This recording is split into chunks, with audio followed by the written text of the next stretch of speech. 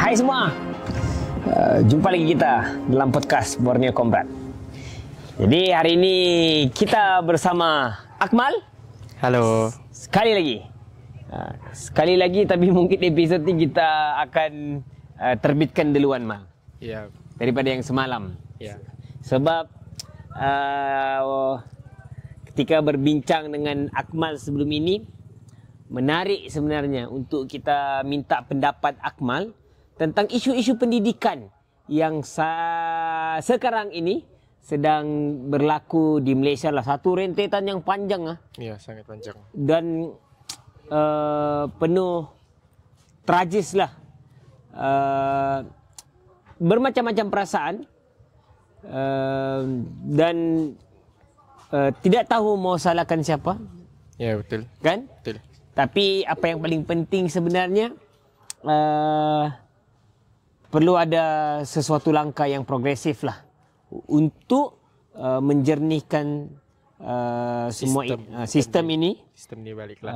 Sebab sepatutnya sistem pendidikan menjadi tempat atau ruang yang paling dipercayai oleh seluruh lapisan masyarakat. Betul. Kan? Tapi hari ini dia menjadi satu ruang atau sistem yang boleh dikatakan menyedihkan dan menjadi tanda tanya untuk kita dapat gambaran-gambaran bagaimana anak-anak generasi akan datang mampu dibina, dibangunkan di dalam sistem pendidikan. Betul. Kita fokus terus masuk kepada isu-isu yang berlaku. Mal, kau menghayati isu-isu yang berada di sistem pendidikan sekarang? Ya, aku memang sangat-sangat menghayati benda ni. Sebab aku tahu, aku sebenarnya berpegang kepada satu prinsip. Ya, kau sikit, Mal. Aku sebenarnya berpegang kepada satu prinsip. Yep. Pendidikan ialah satu persiapan untuk kita menempuh sebuah kehidupan dan pendidikan itulah salah satu kehidupan. So, kalau kita lihat sekarang kan, perjalanan pendidikan dari semasa ke semasa sangat-sangat pada tahap yang membimbangkan. Kerana banyak isu-isu yang kita tidak mahu jadi sudah pun jadi. Betul. Bukan sahaja di peringkat menengah rendah, di menengah, tapi peringkat universiti yang orang bilang mengharapkan untuk kita melahirkan anak bangsa yang berkualiti yang mampu menyumbang bakti kepada pembangunan negara balik. Ya, betul. Jadi sebenarnya kalau kita fokus di Sabah ya, sangat banyak isu-isu dalam sistem pendidikan kita lah. Bukan mula tahun ni, beberapa tahun sebelum ini juga memang sangat banyak. Dan satu isu yang sangat besar yang terjadi di sistem pendidikan negeri Sabah adalah kes beberapa orang pelajar menyaman gurunya kerana gurunya Rotan. ponteng tidak masuk kelas selama berbulan-bulan. 6 bulan tak silap. Jadi ini satu hal yang sangat kritikal dan perjuangan yang panjang, keluar masuk mahkamah dan pelajar-pelajar tersebut menang kes itu di mahkamah.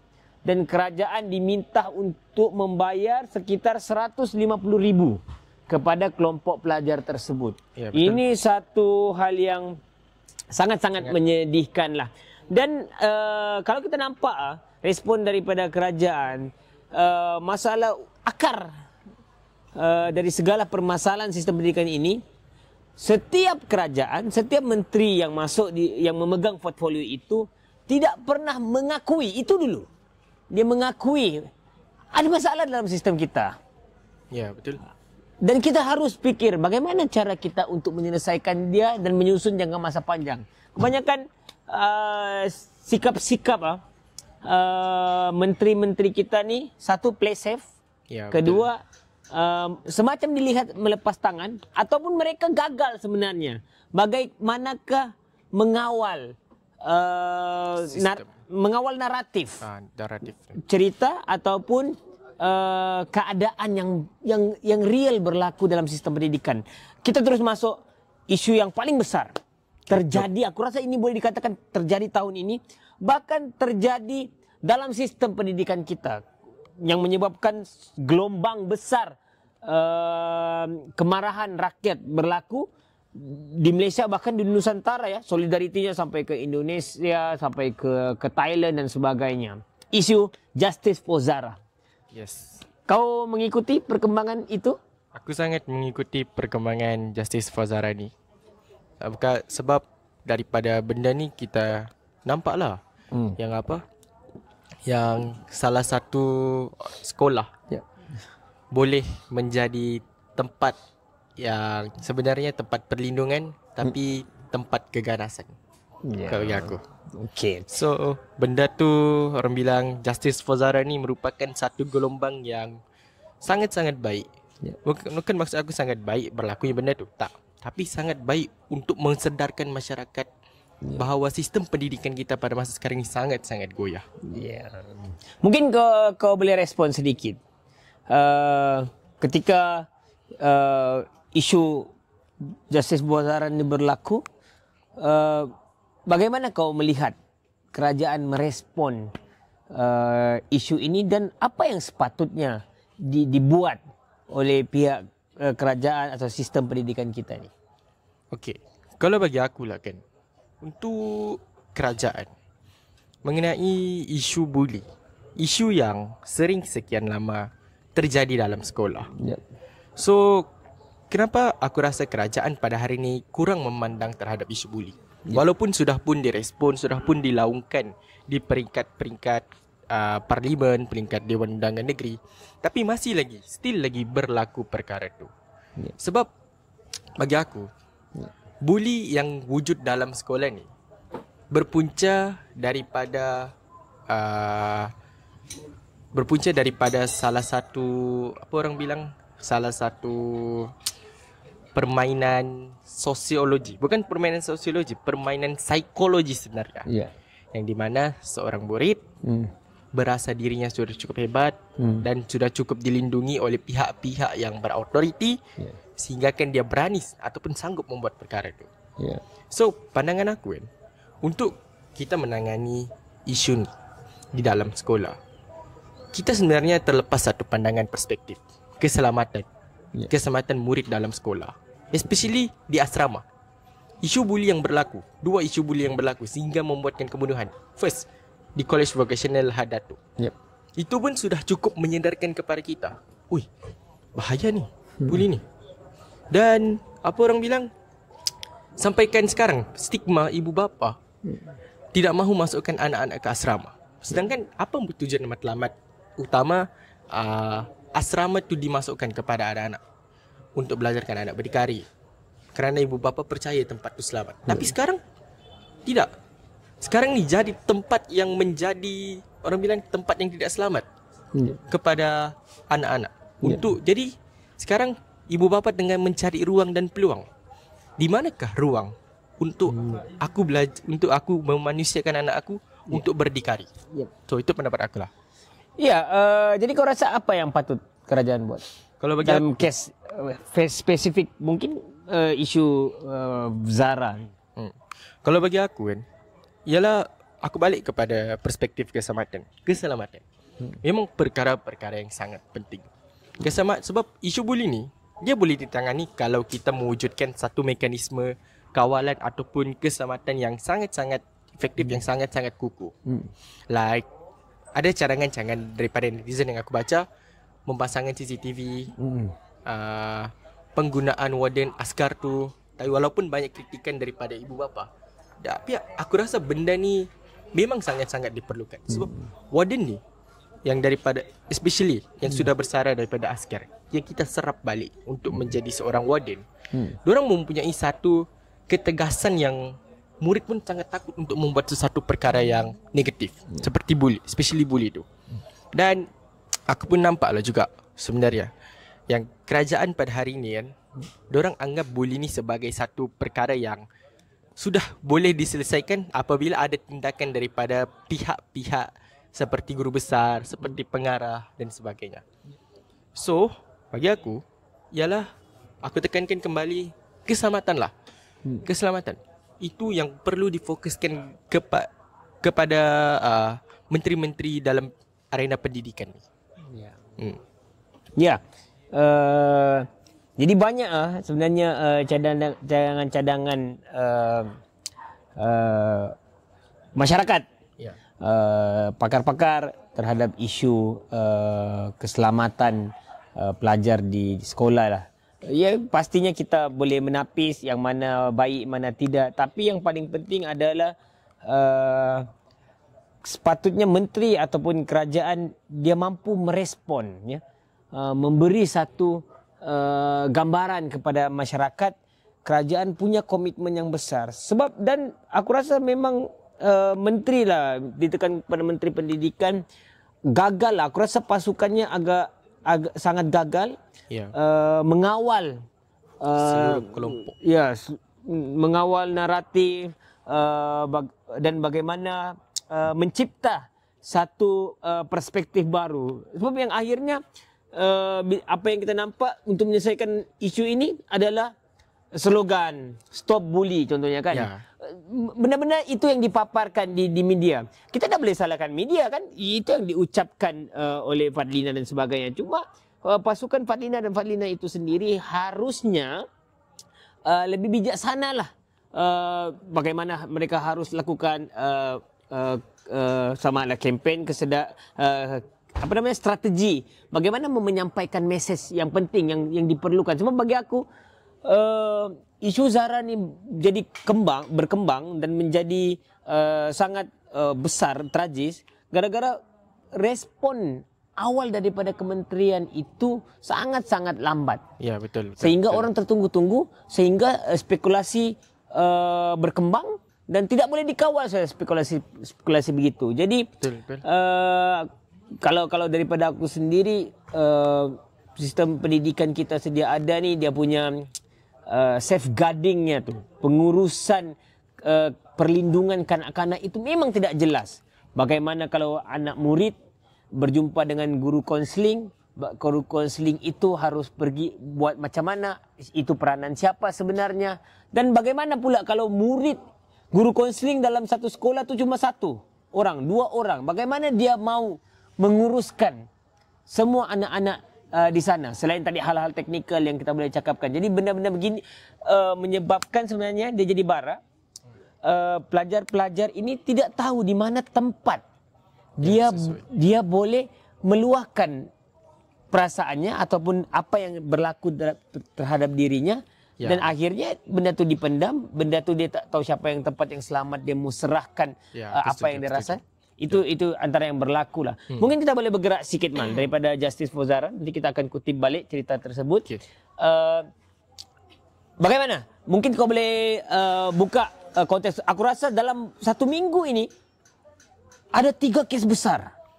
4 kes besar. Baru berlaku tadi pagi. Okey, kita bermula daripada mungkin kau boleh cerita konteksnya apa? Pertama kes Rogol ya, yang sekarang disebut sebagai Rogol. Mungkin kau boleh ceritakan apa yang terjadi sebenarnya?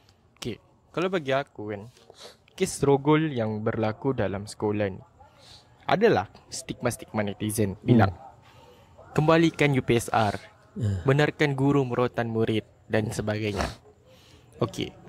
Daripada kes Rogol ni kan, kita keluar sudah satu benda yang kita boleh namakan sekolah sudah tidak selamat.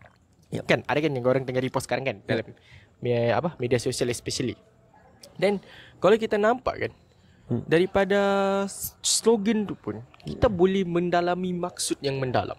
Daripada kes Rogol tu pun kita pun sudah, ibu bapa pun macam trust issue sama sekolah ni. Selamatkah aku sama anak aku di sekolah ni dan sebagainya. Dan kalau kita mau katakan salahkan menteri, tidak boleh juga. Yep. Sebab menteri sudah melakukan pekerjaan. Yes, aku setuju. Menteri ada lakukan pekerjaan. Cuma ada perkara-perkara yang melambatkan respon dorang untuk menyelesaikan isu-isu ni. Macam kita tekankan tadi, Justice for Zahra. Dorang lambat selesaikan. So, isu Rogol ni kan, isu yang bukan saja satu isu yang baru berlaku. Sudah lama berlaku. Daripada, orang bilang, daripada zaman media sosial lagi sudah berlaku. Kes di Tawau, kes Rogol, murid 7 pelajar, murid SPM, merogol 1 perempuan. Berlaku. Tapi isu ni, orang bilang isu yang kita perlu kawal seliah sebenarnya. So, bagi aku, KPM perlu mencari satu rangka strategi. Satu rangka strategi untuk memastikan isu ni betul-betul kita tangani secara baik-baik. Dan kita tidak boleh mengharapkan kepada satu perspektif. Kita perlu bergerak ke perspektif lain, iaitu ibu bapa. Ibu bapa pun sekarang macam kurang memainkan peranan.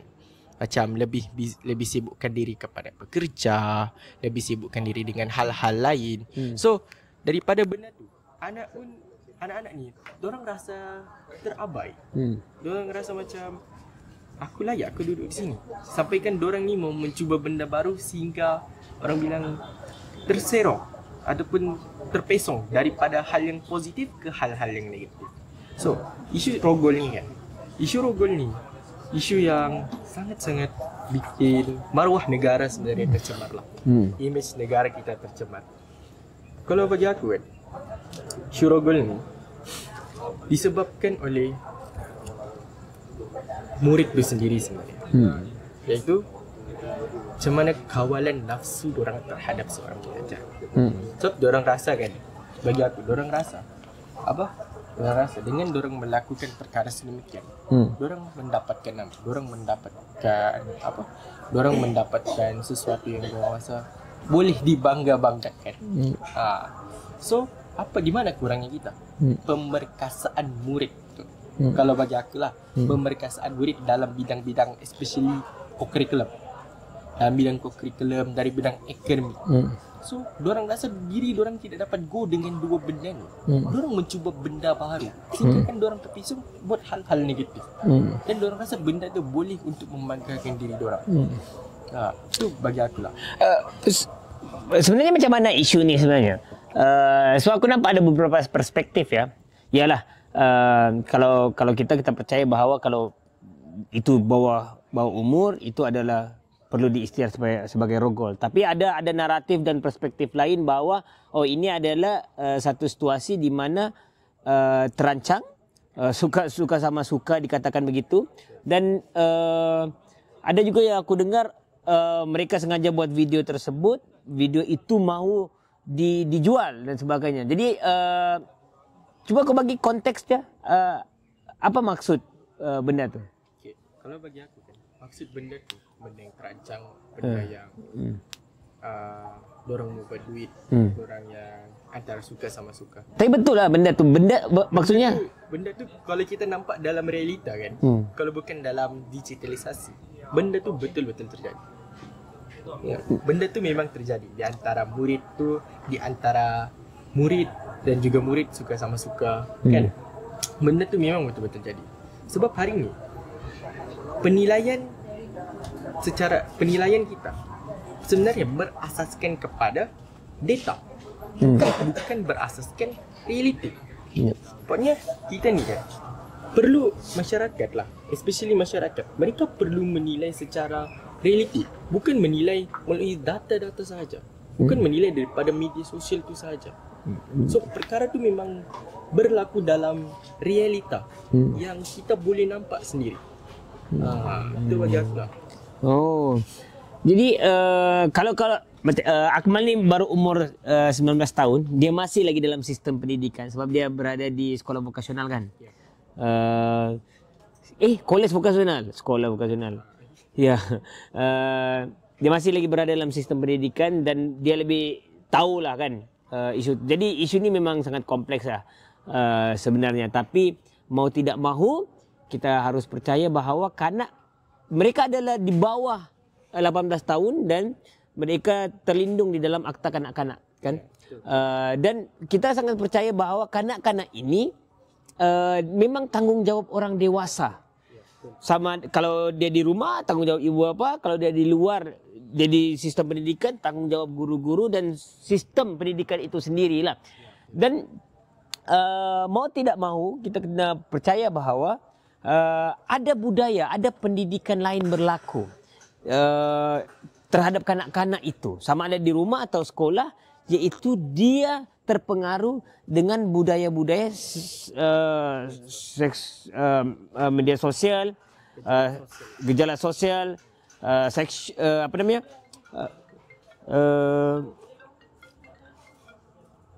isu pornografi. Ya, betul. Jadi dia terpengaruh itu, dan benda itu dicipta oleh orang-orang dewasa sebenarnya. Segala website, segala cerita ini daripada orang dewasa, dan ketika kita gagal untuk menguruskan, mengawal benda ini, akhirnya kanak-kanak itu sama ada dia jadi pemangsa atau dia jadi mangsa.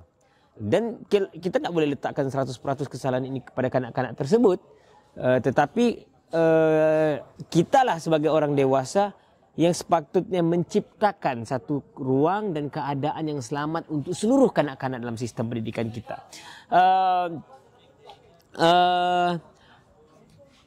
Adakah dan selepas itu ada isu macam mana ya? Oh, isunya yang sekarang ini, kes itu masih berjalan kan? Kes itu masih berjalan. Masih berjalan. Lepas tu apa namanya? Isu yang besarnya ketika pelajar itu boleh ambil SPM atau tidak boleh ambil SPM. Apa pandanganmu? Okey, benda tu pun benda yang best juga untuk kita perdebatkan. Sama ada orang ni layak ataupun tidak mengambil SPM. Kalau bagi aku, perspektif aku, kan, dua-dua perkara tu boleh dilaksanakan sebenarnya. Cuma dia mengikut daripada, kita sebenarnya tidak boleh memandang terus kepada stigma-stigma masyarakat. Oh, dia buat salah sikit terus lagi terhukum. Kau tidak boleh lah ambil ni, kau tiada masa depan cerah. Masa depan kau tidak cerah-cerah. So, bagi aku, untuk kes Rogol ni, diorang sebenarnya layak mendapat SPM. Yep. Why? Because kalau takkan hanya satu kesalahan yang cukup besar, kan, terus kita tolak diorang tidak perlu mengambil SPM tu. No. Sebab masa depan diorang tu berada pada sijil pelajaran Malaysia. Ya, aku tahu SPM bukan segalanya, tapi at least diorang ada satu sijil yang memegang, yang boleh dipegang, yang boleh orang bilang menjaminkan juga diorang pada masa hadapan. Maybe diorang boleh sambung belajar. Mungkin diorang lepas sudah clearkan nama, diorang boleh sambung belajar, kan? So daripada SPM tu, diorang ada diorang ada hari kedua anjing masih merajalela. Oh, orang. Enggak ada sama orang.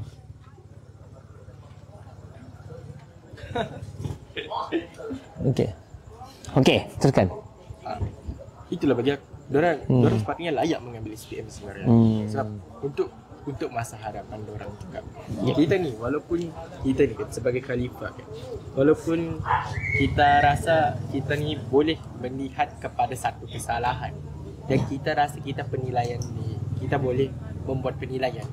Yes, aku setuju, kita boleh membuat penilaian. Cuma, kan, kalau kita fikir balik, nasib kita pun dipengaruhi oleh salah satu entiti. Sebagai contoh, SPM lain. Kita pun dipengaruhi daripada benda tu. So daripada benda tu, kita boleh merealisasikan hidup kita dengan aman damai, tenang dan harmoni. So why not kita anggap sahaja. Bukan anggaplah, I mean, kes tu, yes, diorang memang lagi masih dalam, orang bilang masih dalam perbicaraan, kan, dan sebagainya. Diorang memang akan dapat hukuman yang selayaknya. Tapi masa hadapan diorang kita tidak boleh tentukan. Kita boleh buat untuk memudahkan perjalanan diorang ke masa hadapan diorang. Itu bagi aku. Ya, menarik tentang isu ini, ya. Bagaimana cara kita merespon, terutama kerajaan lah, menteri lah. Aku sekali lagi sebenarnya aku melihat Menteri Pendidikan Fadlina gagal untuk merespon dengan baik isu ini. Bagaimana sebenarnya menangkap emosi, perasaan masyarakat sebelum dia mengatur langkah apa yang sepatutnya dia cakap. Dan aku tak tahulah, pasukan Fadlina ni dia tidak ada pasukan yang baik dengan media-media ke, sehingga media selalu mengeluarkan cerita-cerita yang di bahagian yang lain untuk Fadlina. Tapi bagi media itu tidak salah bagi saya. Tapi mau tak mau Fadlina dan pasukannya perlu ada strategi yang lebih padu lah untuk padu dan baik untuk bagaimana dia harus melepaskan satu respon itu sehingga kan dia tidak terjebak lagi dan lagi. Jadi itu yang perlu di kawalan naratif pasukannya harus buat dengan lebih cermat lah. Kita bergerak ke isu seterusnya. Kita mau bincang isu apa dulu? Isu tikam dulu. Yes, isu tikam lah. Okey. Okey, Mal, cuba kau ceritakan Mal. Sebenarnya aku nak tahulah semenjak 2 menjak ni kan membaca banyak kes-kes tentang isu kanak-kanak meninggal dunia, rogol. Aku jadi macam tak dapat mahu membaca lebih mendalam kes-kes tersebut. Betul tikam. Kau boleh ceritakan apa yang terjadi? Okey. Sekarang kita rehat dulu.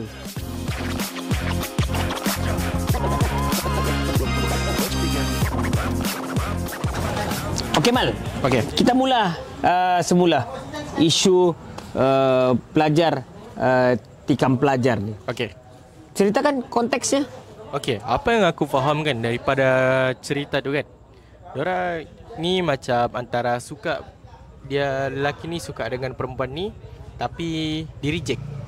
So lelaki tu mengambil langkah macam rasa, orang bilang boleh katakan rasa, yalah rasa sedih lah kan. Tapi sampai ke tahap yang sedemikian, sampai tahap yang membunuh. Kita tidak tahu sebabnya apa. Tapi benda ni, ada base benda ni yang boleh dibicarakan apabila kerambit ataupun pisau dibawa ke sekolah. Itu isu yang aku rasa memang aku tak puas hati sampai sekarang. Macam mana seorang murid boleh lepas membawa benda-benda tajam ke sekolah? Soalnya benda-benda tajam yang dibenarkan, seingat aku, gunting sahaja kan untuk melakukan. Itu pun perlu mendapatkan kebenaran daripada pihak pentadbir juga. Tapi macam mana benda ni kita boleh terlepas pandang? Itu yang menjadi propaganda persoalan dalam minda aku sekarang. Ya, bagaimana kau menangkap isu ni? Bagi aku, benda ni berlaku disebabkan oleh psikologi, ataupun orang bilang sebagai seorang yang I don't care. I mean, maksud aku apa jadi-jadilah. Dia macam nekat melakukan benda tu. Sebab aku dapat video tu. Aku dapat video lepas dia bunuh budak perempuan tu kan, Min. Dia berjalan dengan santai. Macam seolah-olah kita habis main bola. Dia macam yang santai, main minum air lebagai, macam tiada apa-apa berlaku. So apa yang jadi sama sistem pendidikan kita sekarang ialah di manakah letaknya keselamatan murid dalam sekolah tu. Itu yang sangat-sangat bagi aku tak selamat lah. Waktu tu kejadian di mana sebenarnya? Kejadian tu berlaku di sekolah. Tak silap aku.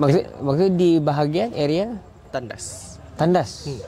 Aku tak tahu sama ada tandas lelaki atau perempuan. Tapi kalau tandas perempuan, macam mana lelaki boleh masuk tandas perempuan? Okey.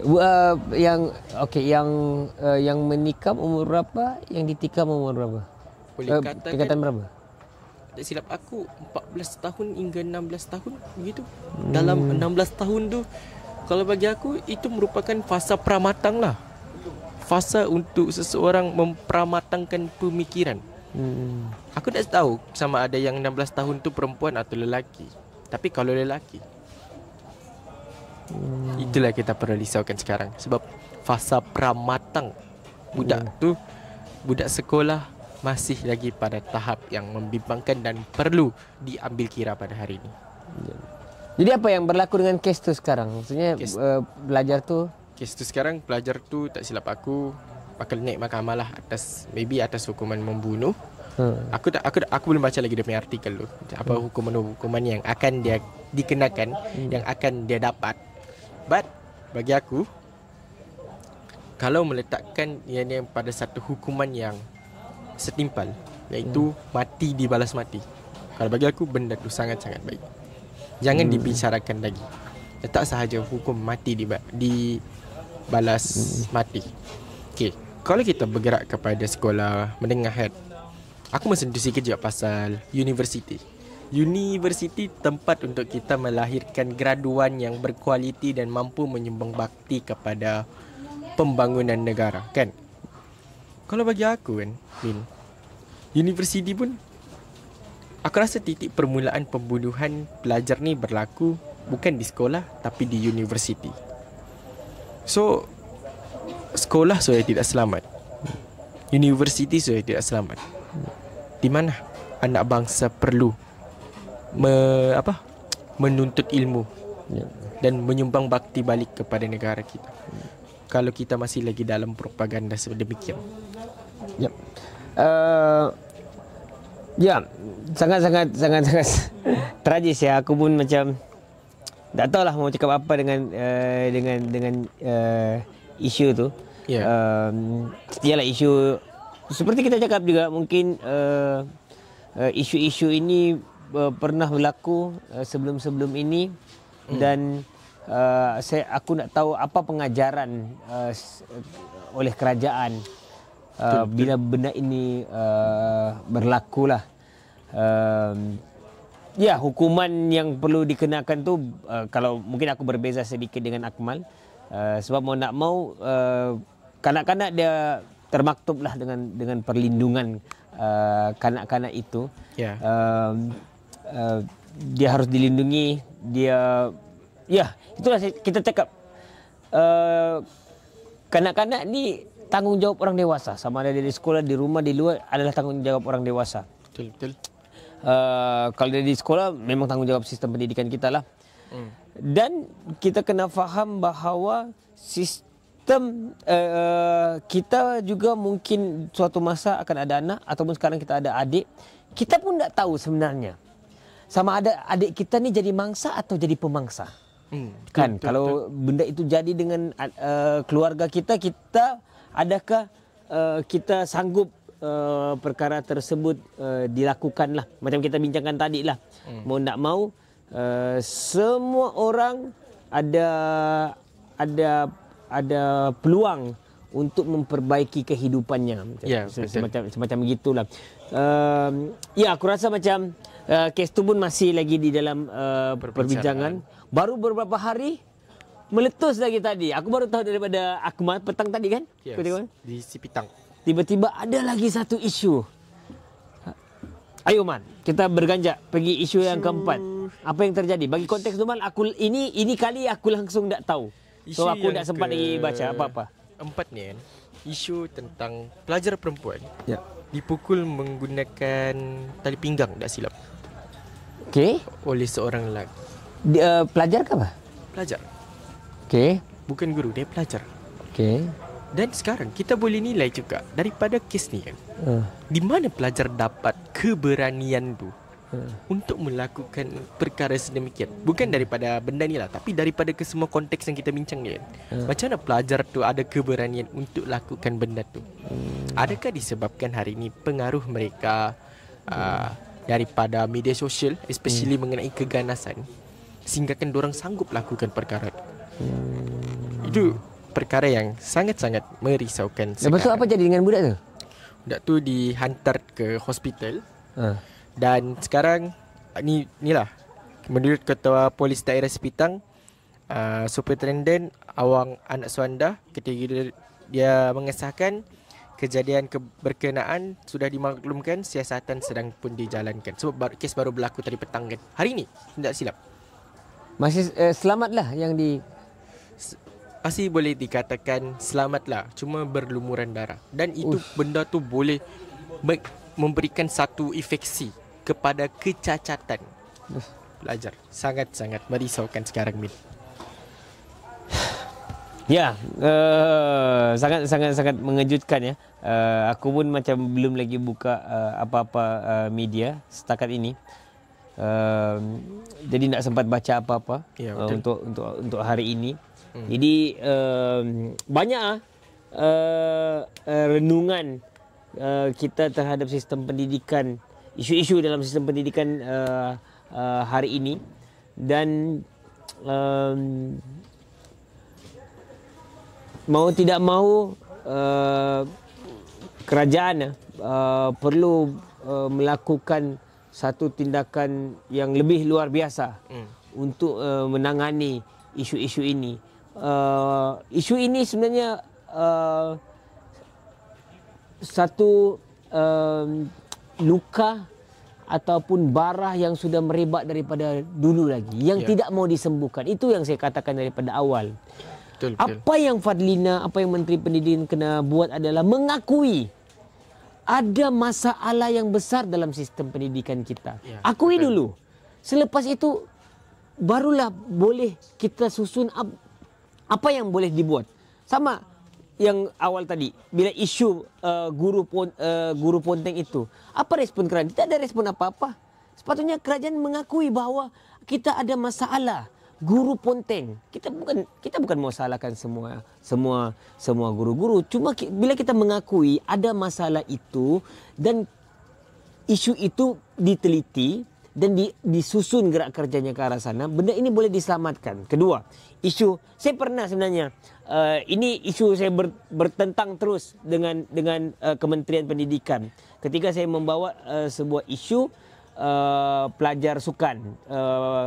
Saya sebagai jurulatih, tahun ini juga berlaku sebagai jurulatih, di mana keputusan pertandingan itu dimanipulasi kan? Ya, dimanipulasi.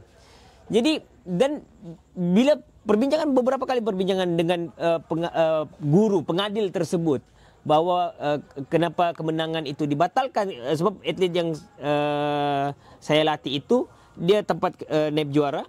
Dan tiba-tiba keputusan itu dibatalkan oleh sebab-sebab yang tidak masuk akal. Sangat tidak masuk akal. Tidak ikut peraturan, tidak ikut prosedur, tidak ikut apa-apa akta pertandingan itulah. Jadi bila saya akhirnya mereka berkeras juga mau menghukum pelajar tersebut, dan saya menulis perkara ini di media sosial dan perkara ini tular. Sehinggalah saya diminta untuk pergi ke Dewan Undangan Negeri untuk bercakap sendiri dengan aku lupa, wakil menteri atau menteri dan pengarah pendidikan. Dan perbincangan itu aku memberikan beberapa tuntutan. Sekalinya keesokan harinya Fadlina ditanya bagaimana isu ini oleh wartawan. Dengan mudahnya Fadlina merespon, isu ini sudah selesai dari dalaman. Apa yang selesai? Tidak ada selesai apa-apa. Jadi dia tidak mau mengakui ada masalah. Sepertinya dia mengakui mengakui bahawa keputusan itu memang dimanipulasi, ada masalah daripada ini, dan guru itu diberi tindakan dan sebagainya. Jadi ini yang berlaku. Isu sama ada isu rogol kah, isu buli, isu bunuh, tikam. Kita akui dulu kita ada masalah dalam sistem kita. Benda ini berlaku di sini, ini. Apa gerak kerja kita terhadap itu? Jangan rasa macam, ini adalah kes pertama, ini adalah isu terpencil, ini isu yang kita tidak boleh kawal dan sebagainya. Seolah-olah akhirnya apa? Kemarahan rakyat kepada Fadlina. Video yang balik-balik ditularkan oleh warga maya, netizen. Jangan ganggu guru kami. Jangan ini. Faham tak? Sebab apa? Fadlina dia konon, aku okey, dia mau melindungi guru-guru tu sangat bagus. Tetapi kegagalan Fadlina itu untuk mencipta naratif dan betul. Merespon isu-isu pendidikan ini dengan konkret. Ya, betul. Mal, bagi pukulan-pukulan terakhir, apa harapan kau untuk bila kita melihat isu pendidikan ini, dan apa yang kau harapkan? Okey, sebenarnya kan aku ada beberapa tuntutan daripada untuk Kementerian Pendidikan Malaysia tentang isu-isu yang berlaku ni. Pertama, kalau ada isu berlaku, buat tindakan yang progresif, tindakan yang perlu, orang bilang tindakan yang lebih cepat untuk merespon, supaya kita tidak dapat mewujudkan satu spekulasi kepada masyarakat. yang bawa pada hari ni begini. Sebab ia boleh mencemarkan imej pendidikan negara.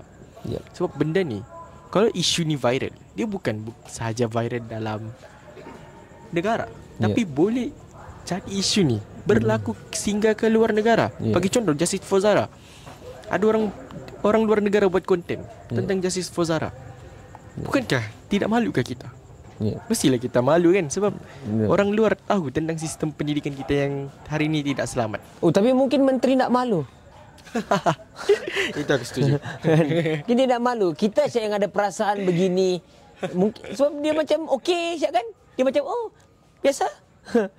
Terus. Ya. Betul aja, betul. Kalau bagi aku setuju je dengan benda tu. Second bagi aku, mengeluarkan satu kenyataan rasmi kalau kes-kes ni berlaku. Supaya kita boleh lihat dengan lebih mendalam macam mana kes ni bergerak dari semasa ke semasa. Okey. Sebagai contoh kan, kes Rogol. Mereka perlulah keluarkan satu kenyataan ataupun kronologi penceritaan.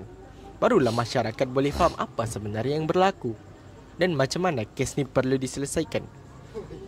Maksudnya, kes ni dalam perbicaraan mahkamah. Okey, lepas tu apa yang berlaku dalam proceeding perbicaraan mahkamah, kecuali mahkamah mengeluarkan gag order. Gag order tak silap. Itu tidak boleh, perkara ini tidak boleh dibawa keluar. Itu kita boleh memahami lah kan benda tu. Tapi sekurang-kurangnya kalau kes-kes yang begini, saya meminta kepada Kementerian Pendidikan Malaysia untuk keluarkan satu kenyataan rasmi, kronologi semasa serta alur cerita macam serta perkembangan semasa mengenai kes-kes yang berlaku terhadap anak bangsa kita ni. Ini dua tuntutan yang aku minta lah. Harapan aku lah, ni memang aku harapkan semoga sistem pendidikan dapat mengekalkan kesejahteraan dan menghapuskan nilai-nilai kebinasaan. Itu perkara yang perlu diambil kira dan aku harap benda ni perlulah dipandang lagi dengan lebih mendalam, especially pendidikan. Sebab pendidikan ni, macam aku cakap tadi lah pada first awal tu, prinsip aku dalam dunia pendidikan satu persiapan untuk aku menempuh sebuah kehidupan, dan pendidikan itulah salah satu kehidupan. Sebab hari ini aku percaya tanpa pendidikan kita tidak akan dimanusiakan. Mantap. Jadi itu pandangan daripada saudara Akmal, seorang anak muda Tawau yang baru berusia 19 tahun yang masih berada dalam sistem pendidikan kita. Kita haraplah video ini sampai ke segenap lapisan masyarakat. Yes. Dan terutamanya kepada Puan Fadlina yang kita sayangi lah. Jadi yang Akmal lah sayangi ya. Saya mungkin kurang sayang sikit. Jadi ini luahan daripada anak muda kita yang masih lagi dalam sistem pendidikan kita. Sebenarnya kita sangat percaya dan sayang dengan sistem pendidikan kita sebenarnya.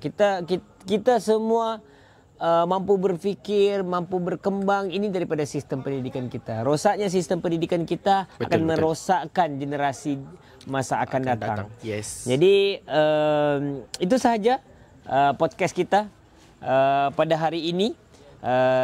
Semoga kita berjumpa lagi. Terima kasih banyak Akmal. Sangat-sangat mantap atas jemputannya. Ya, terima kasih semuanya. Mantap. Don't forget like dan subscribe. Mantap.